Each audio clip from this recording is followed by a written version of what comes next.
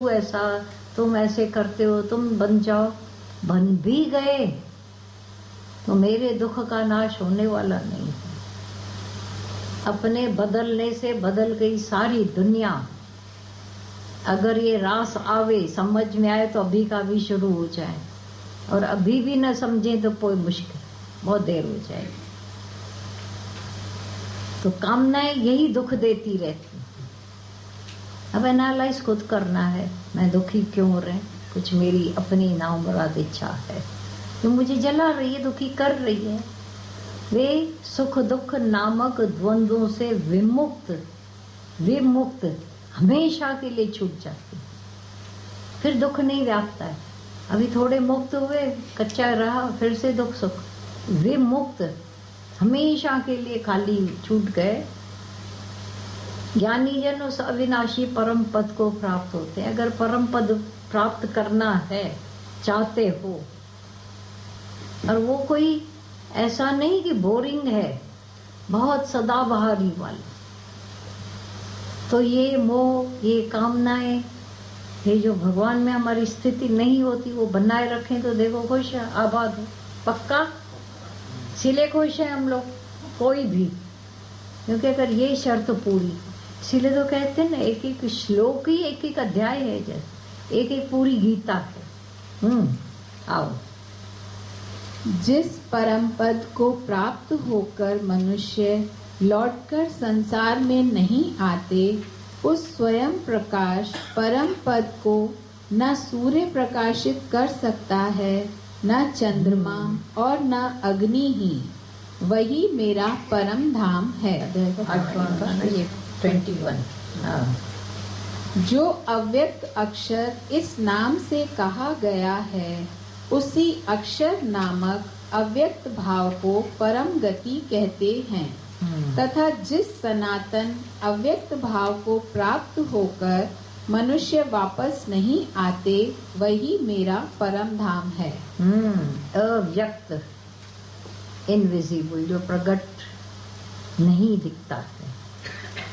व्यक्त, व्यक्ति, ये व्यक्ति जो व्यक्त हुआ है, निराकार से साकार हुआ है, इसीलिए व्यक्ति नाम पड़ा। व्यक्त हुआ है, प्रकट दिखता है। परमात्मा की सभी शक्तियां मनुष्य में दिखती है, इसीलिए वो व्यक्त हुआ है। तो बोला जो अव्यक्त परमात्मा निराकार व्यक्त नहीं हुआ, इनविजिबल है। अक्षर, न नाश होने वाला अक्षर। अक्षर मना नाशवंत, अक्षर मना अविनाशी।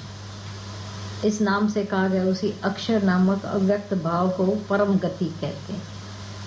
ये व्यक्त है, इसको धारण करने वाला अव्यक्त स्वरूप। अपने आप को प्राप्त करना ही परम गति है, परम धाम है।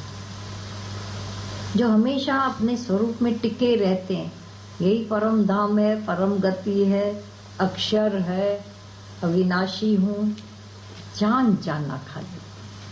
ये चेंजेबल है। हाँ हाँ, स्वयंभव होके तो आया है, प्रकट हुआ है। हाँ, तो ये सनातन अविनाशी पुरातन पहले का है, शुरू से। तुम अभी पैदा हुए हो,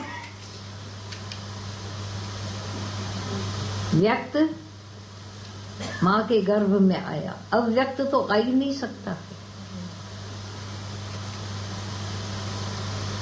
क्योंकि अप्रकट है, वो कभी आएगा ही नहीं। बच्चा आ सकता है माँ के पेट में, लेकिन उसकी आत्मा पेट में नहीं आ सकती, वो तो पहले ही है तब भी। वही परम धाम है। हाँ, आओ 15 को फिर से। तो उसको सूर्य भी प्रकाशित नहीं, क्योंकि स्वयं प्रकाश हो।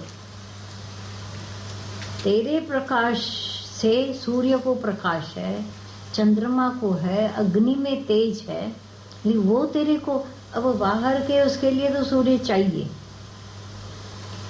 सूरदास को सूरज प्रकाश नहीं दे सकता है, लेकिन सूरदास को ये ज्ञान प्रकाशित कर सकता है।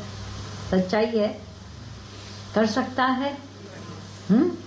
सूरदास कैसे कैसे काम करते हैं, कभी कभी जब भी उसमें दिखाया जाता है, हैरान कर देने वाले वो काम सब करते हैं। और ऐसे कर रहे हैं जैसे उन आंख वाले भी न कर, वो पराधीन भी नहीं है, डिसेबल भी नहीं होते हैं, ये भी काम बस तो अंदर की रोशनी उनसे काम करवा रही। आओ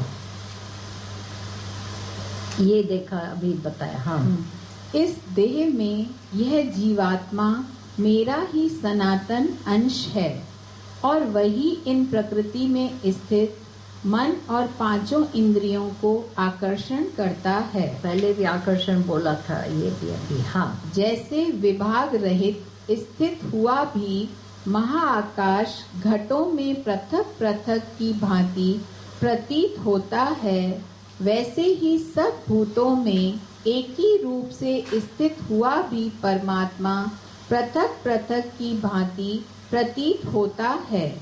इसी से देह में स्थित जीवात्मा को भगवान ने अपना सनातन अंश कहा है। किसी और उसमें मेरा ही अंश है। अभी पृथक पृथक अलग अलग भास रहा है, तो लड़ाई झगड़े अलग अलग लोग कर रहे हैं, मन अलग अलग भाव आपस में लड़ रहे हैं। आकाश एक, भगवान एक, बाकी टुकड़ा टुकड़ा कौन हुआ? ख्याल, धारणा। वो ख्याल जी रांद सारी, ख्याल जी इंतजारी, ख्याल जी बेकरारी। फिर ख्याल खे ख्याल में गुम कर, ॿियो कम न कर, ॿियो कम न कर। ख्याल उठा, ख्याल जो ख्याल, मेरे को ख्याल क्यों आया, मुझे विकार क्यों उठाई, ख्याल ख्याल ख्याल। बोला ख्याल जो ख्याल, ख्याल का जो ख्याल आ रहा है, ख्याल आकर चला गया, अभी उसका ख्याल करो, मेरे को ऐसा क्यों हुआ। रो तो एक बार लिया, 10 बार सोचो क्यों रोया, मुझे इनके सामने क्यों रोना है, मुझे ऐसा क्यों हुआ। ये क्यों क्यों क्यों क्यों क्यों क्यों बंद करो, स्टॉप हो जाओ, शांत में आनंद लो पूरा। जो हो गया, स्टॉप स्टॉप। जब आवे जहां आवे स्टॉप होते जाओ। तुम्हारे से लोग बात करते हैं, कर ली, स्टॉप, इसका ख्याल नहीं करो। मेरे से ऐसी क्यों बात की, मेरे से ऐसा क्यों कहा, स्टॉप। अगर स्टॉप करना आएगा तो भी बहुत कुछ बच जाएगा, अंदर की शांति। तो बोला वही सनातन जीवात्मा है, तो आत्मा पर अलग अपने आप को ये घड़ा मानकर बैठा है, तो आकाश छोटा मान के बैठा है। घड़े का आकाश छोटा है, हाँ? इसने बोला जी,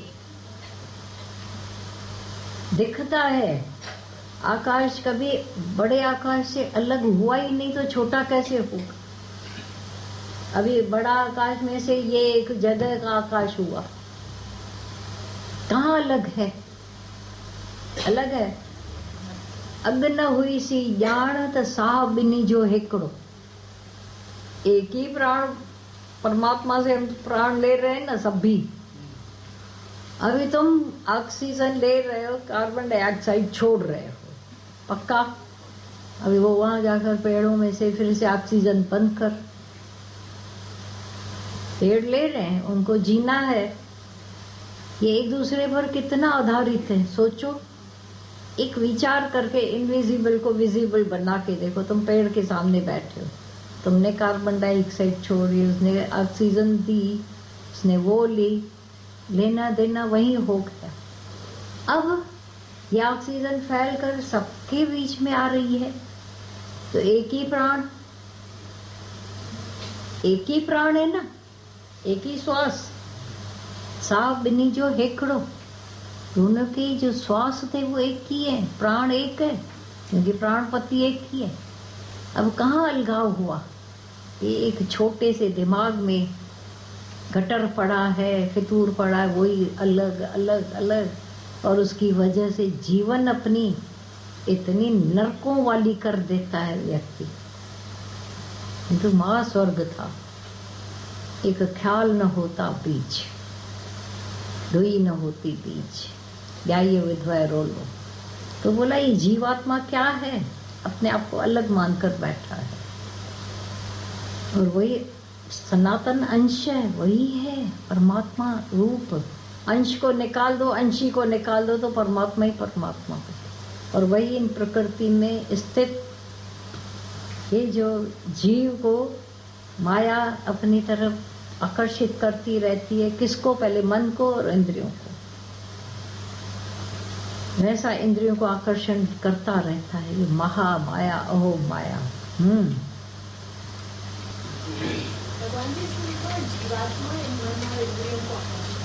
वो भी तो जीवात्मा अपनी अलग हस्ती माया के रूप में अहो माया बनकर छोटा हो गया ना, अपने आप को मानकर। हाँ, अभी इसका कैसे करता है वो देखो। वायु गंध के स्थान से गंध को जैसे ग्रहण करके ले जाता है, वैसे ही देह आदि का स्वामी जीवात्मा भी जिस शरीर का त्याग करता है, उससे इन मन सहित इंद्रियों को ग्रहण करके फिर जिस शरीर को प्राप्त होता है उसमें जाता है। यह अंतिम समय समझो। वायु गंध को तान शब्द जे लाइ चयो भाई वायु या गंध को। गंध धरती का हिसाब है, वायु खाली उसको ले जाती है, वो चीज वही पड़ी है, गंदगी पड़ी है उधर, तो तुम नाक बंद कर लेते, हवा आई ले आई उसको।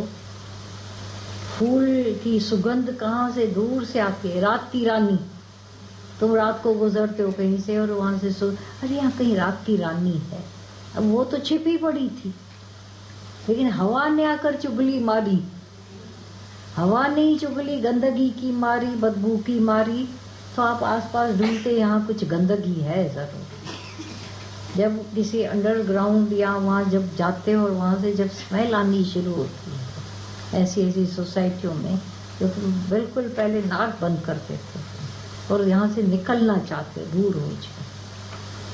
अभी फूलों की सुगंध आ रही है तो बोलते ना आसपास कहीं फूल हैं, तो ये हवा जैसे ले आती है, ऐसे ही मनुष्य के जो प्राण जिसमें वासना के गुच्छे लगे, जैसे वो वासना हवाई हुई, वो ले जा करके नए घड़े में प्रकट होती है। नया घड़ा माना जो शरीर पहले बन चुका है उसमें प्रवेश करती, वो है जिस शरीर का त्याग करती है। वहाँ अकेला तो कुछ नहीं है, पूरे जन्म के कर्म बनाए उसने,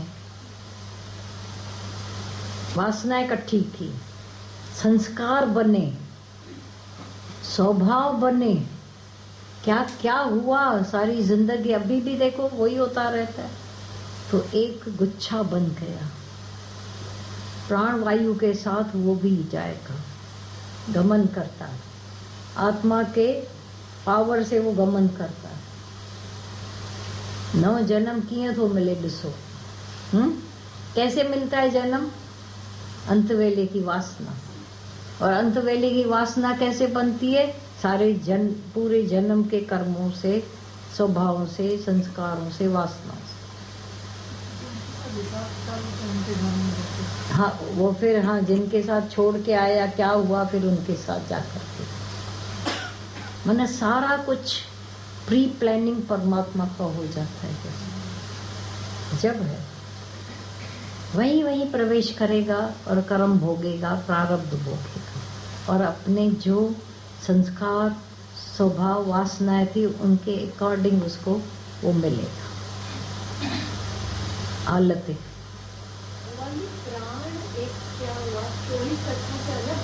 हाँ हाँ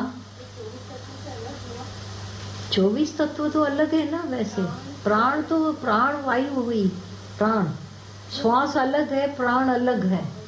हाँ, तो श्वास तो ले रहे हैं, लेकिन प्राण स्पेशल हुआ, उस प्राण में सब जाकर इकट्ठा है। कौन से? तो 24 तत्व कैसे 30? हाँ, वो अलग है। प्राण तो तुम जो ले रहे वो सारा अलग है।